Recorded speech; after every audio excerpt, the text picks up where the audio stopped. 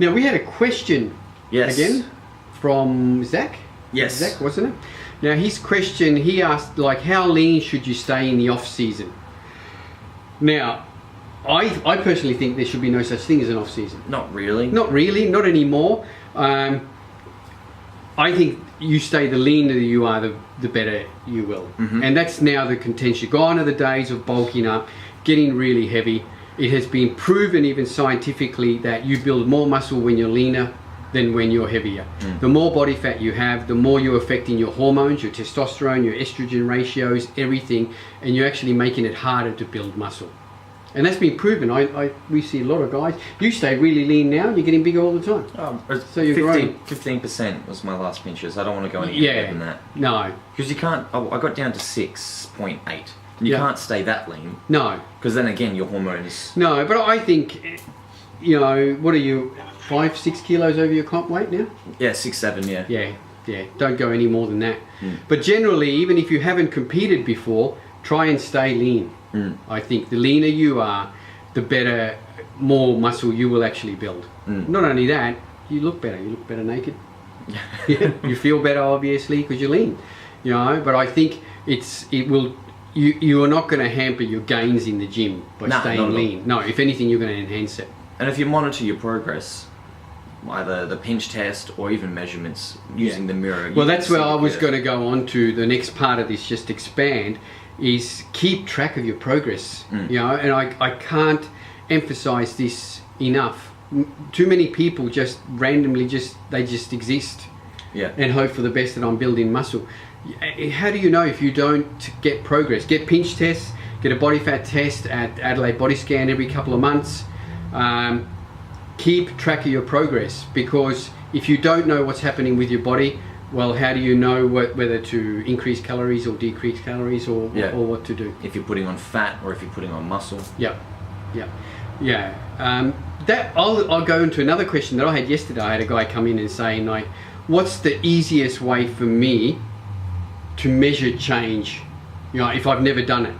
You know, so if you're trying to lose body fat or get leaner, you need to make a change. First, you need to make a change. If you keep eating the way you are, you're just going to stay the way you are. Stay the same. So make a change. Cut back on portions and monitor everything you eat for a week to 2 weeks. And I mean everything. You write down everything, you weigh everything, and you monitor it. Take either a pinch test or weigh yourself before that, and then after that week, weigh yourself again. If you've seen a change, well, that's good. If weight's gone down, your pinches have gone down, you're on the right track. If you haven't seen a change, well, then you need to make more changes. You need to cut back more food. You need to change things. So it's quite simple, but you need to monitor yourself. You need to keep track. Yeah, exactly right. You're not going to do it guessing. It's just not going to work guessing at all. You have to keep track. I keep, and me and Sam, we're the same. I mean, we keep track of everything we eat. Everything I put into my mouth is weighed and measured. Now, people might turn around and say, oh my God, that's so tedious. But in the end, it just becomes second nature. So everything is weighed and measured. Even my training is programmed and measured and kept track of all the time. I write down. Same with that. Yeah, I write down everything that I do, all the weights, the reps, everything is measured and controlled. And every 2 weeks I have pinches done, and if a change needs to happen, if pinches aren't going down, if they're staying the same or they're going up, well then necessary changes are made to the nutrition. So it's not tedious once you get into a habit.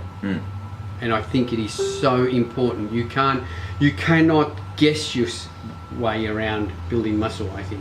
No. Which is what most people do. They just guess and hope for the best. And no, take control of your training, take control of your diet, and then you're going to start seeing results. Because how can you change anything if you don't have any data to go against anything? All right, so make those changes, monitor yourself every 10 days to 14 days, monitor yourself again, and make changes that need to be made. You know, if you haven't lost anything in 2 weeks, you're not going to lose anything in another 4 weeks. It's just not going to happen. You need to make change straight away. You know, because if you apply yourself right, you can make huge changes in 10 days into your body composition. Yeah, and don't fall into the trap of you lose a bit of weight and then you take more food away, or you do more cardio to try and lose more weight. I would put in more food. That's but right. Just a smidge. Well, mine is every time, like I said, all my results are measured in weight. Every time Michelle does my pinches, I send my reports through, and if my pinches go down, my food goes up. Yeah. I'll get a message saying, "Oh, awesome work! Add another egg in, or throw in 50 grams of chicken and beef, or this." So as I'm getting leaner, my food's going up. Yeah, so that way Which your metabolism people- works better. Exactly right.